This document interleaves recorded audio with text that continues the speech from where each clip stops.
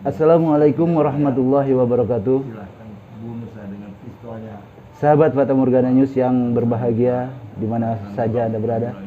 Semoga kita senantiasa mendapatkan keberkahan dan perlindungan serta mendapatkan rezeki yang halal yang banyak untuk ibadah kepada Allah Subhanahu wa taala. Amin ya rabbal alamin.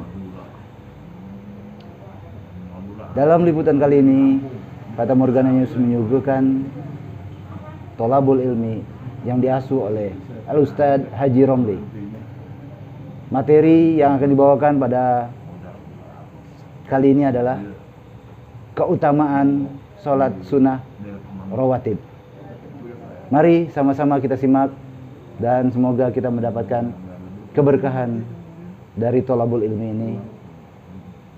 Semoga Allah senantiasa memberikan perlindungan dan kesehatan kepada kita semuanya. Amin ya rabbal alamin. Wassalamualaikum warahmatullahi wabarakatuh.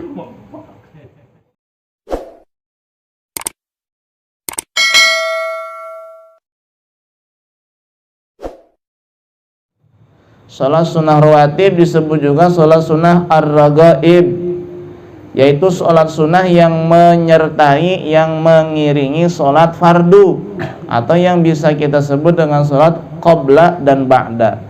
Salat qabliyah dan salat ba'diyah itu namanya salat sunnah ar-rawatib atau ar-ragaib.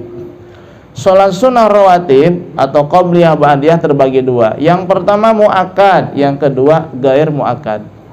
Muakkad secara bahasa artinya diperkuat, diperkokoh, dikokohkan, dikuatkan. Sedangkan yang dimaksud muakkad di sini adalah Nabi selalu melakukannya, baik dalam keadaan musafir atau dalam keadaan sedang berada di rumahnya, di kampungnya, tidak pernah meninggalkan. Itu namanya muakkad.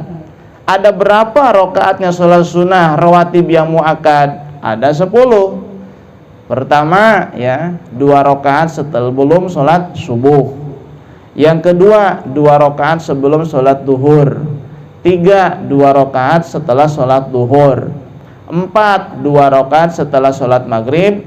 5 2 rakaat setelah sholat isya. Jumlahnya 10 rakaat itu yang muakkad. Nabi nggak pernah meninggalkannya, baik dalam keadaan musafir atau tidak musafir, selalu melaksanakan. Maka disebut sholat sunnah muakkad. Yang kedua sholat sunnah gair muakkad, ya, secara bahasa artinya tidak dikuatkan, tidak dikokohkan.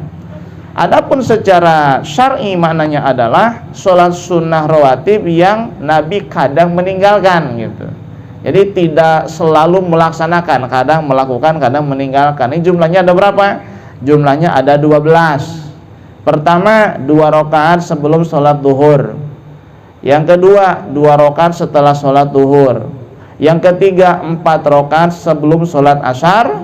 Yang keempat 2 rakaat sebelum sholat maghrib. Yang kelima 2 rakaat sebelum sholat isya. Totalnya berapa? 12. Nah kalau kita sholat qobliyah duhurnya 2, itu jadi apa tuh? Muakkad apa gair muakkad? Jadi muakkad otomatis. Jadi nggak perlu diniatkan. Misalnya usolli sunnata zuhri qobliyatan muakkadatan, nggak perlu, otomatis kalau hanya 2 rakaat sebelum duhur jadinya muakkad. Jadi kalau ada yang qobliyah ba'diyahnya muakkad dan gair muakkad, kalau kita laksanakan cuma 2 jadi muakkad doang. Tapi kalau kita laksanakannya 4 maka jadi muakkad dan gair muakkad, seperti itu. Nah kalau yang qobliyahnya 4 atau 2, yang 4 ini boleh dilaksanakan dengan 1 kali salam, boleh dilaksanakan dengan 2 kali salam. Yang 1 kali salam boleh dengan tasyahud awal, boleh tidak tasyahud awal.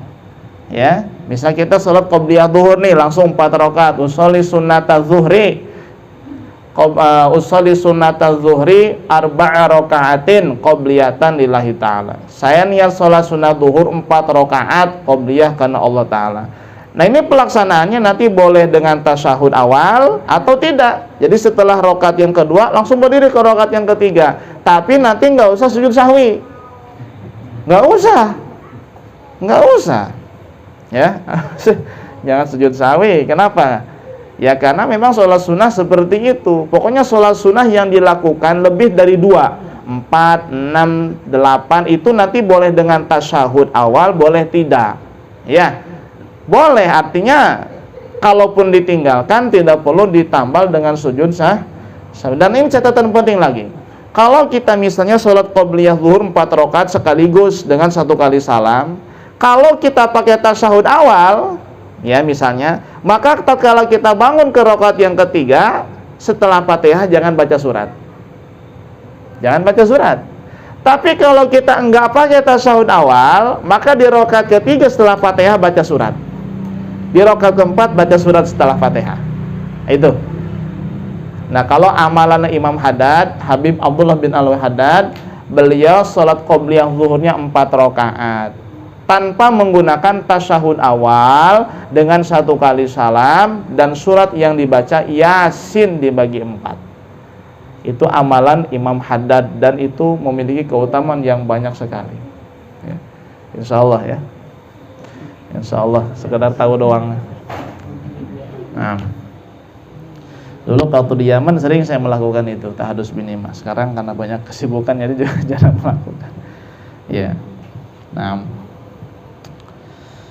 keutamaan sholat sunnah rawatib, qobliyah dan ba'diyah. Banyak hadis yang menceritakan tentang keutamaannya itu. Salah satunya adalah hadis riwayat Imam Muslim dengan nomor hadis 489, riwayat Rabi'ah bin Ka'ab al-Aslami. Ada seorang laki-laki yang bertanya kepada Nabi Shallallahu Alaihi Wasallam yang meminta agar ia bisa menemani Nabi dari surga. Jadi laki-laki ini ya memiliki kebiasaan selalu menyediakan air wudhu Nabi Shallallahu Alaihi Wasallam di akhir malam. Jadi kalau Nabi bangun akhir malam, ini sahabat sudah bangun duluan dan dia yang menyediakan air bersuci untuk Nabi Shallallahu Alaihi Wasallam. Karena Nabi melihat kesungguhan ini sahabat dan Nabi itu orang yang paling cerdas membalas budi seseorang, membalas jasa seseorang. Kata Nabi, salni, silahkan kamu pengen apa, minta sama saya. Ini sahabat luar biasa, dia yakin doa Nabi itu diijabah sama Allah. Minta apapun pasti Allah kasih karena Nabi yang minta. Akhirnya sahabat itu mengatakan, as'aluka murafaqataka fil jannah. Ya Nabi, ya Rasul, aku tidak menginginkan dunia. Aku tidak menginginkan kemewahan, aku tidak menginginkan permata dan perhiasan. Meskipun itu sangat mudah jikalau kau minta kepada Allah untukku. Yang aku pinta adalah aku ingin bersamamu di dalam surga. Masya Allah. Ini permintaan yang mungkin hilang dari benak kita. Kalau ada kiai ahli Allah, doanya mustajab, nanya sama kita, sampean pengen apa? Kira-kira kita jawabnya apa? Pengen mobil, pengen. Kita ke dunia dulu ada yang ingat itu. Masya Allah, sahabat enggak. Dia tahu dunia sementara. Kalau minta kendaraan, dulu kan paling mewah unta ya, kuda. Lama-lama juga mati, tua, nggak bisa dipakai. Kalau sekarang minta mobil, ya tahun sekarang keluaran baru, bagus, mulus. 20 tahun yang akan datang udah mulai itu ya, jadi mobil rongsokan ya, jadi mobil jadul, mobil kukut. Ini sahabat kenal, oh dunia sebatas hanya segitu saja. Dia minta yang abadi, aku minta bersamamu, menemanimu di dalam surga. Ya karena Nabi yang nawarin, kata Nabi, baik kalau itu, tapi satu syaratnya, a'inni ala nafsika bikathrati sujud.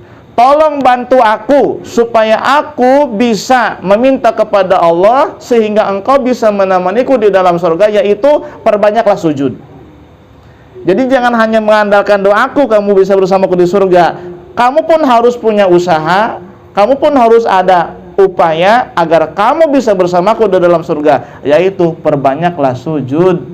Dan sujud itu adanya di dalam sholat, artinya perbanyaklah sholat sunnah. Kalau wajib kan nggak bisa diperbanyak, segitu-gitu aja wajib mah 17 rakaat, nggak bisa. Perbanyaklah sujud, artinya perbanyak sholat fardu, ya nggak bisa. Kenapa? Sholat fardu ya segitu aja kan tiap hari mah 17 rakaat. Kalau sholat sunnah itu kan tidak terbatas. Perbanyak sujud artinya perbanyak sholat sunnah. Itu salah satu keutamaan sholat sunnah. Apa itu? Bisa berteman dan bersanding serta bersama dengan Nabi di dalam surga. Ya. Amin ya robbal alamin. Tinggal satu aja kuncinya, apa? Semangat. Ya semangat. Ya. Kita hanya lawannya satu aja, males ya, males.